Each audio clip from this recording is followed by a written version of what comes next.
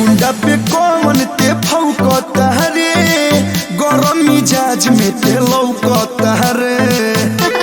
अरे झमकाई बे गुंडा पे कौन ते फौकता रे, गरम मिजाज में ते लौकता रे।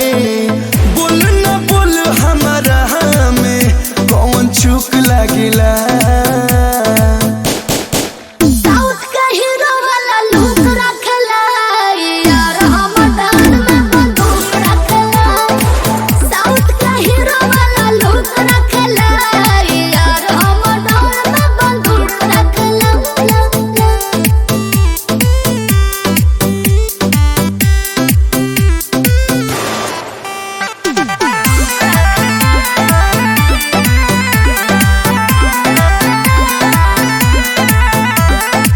चार जिला में बोल तूती के फरमा जाल बाजे छुदी, गोतर गोतर काट दे।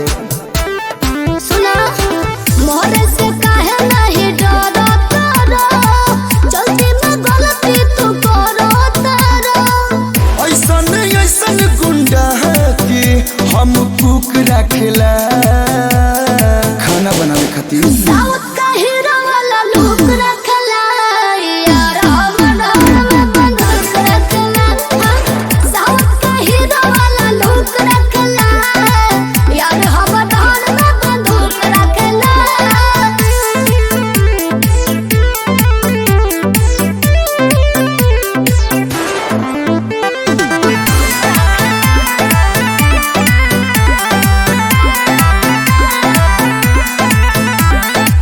कलू पर हो जा खाली राजी, देख ले हम सब रंगा बाजी।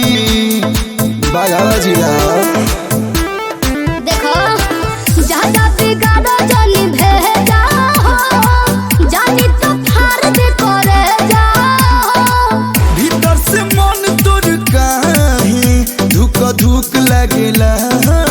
अरे सुनो तो पगला जी कहो, साउथ का हीरो वाला लुक रखला यार, हम डर में बंदूक रखला।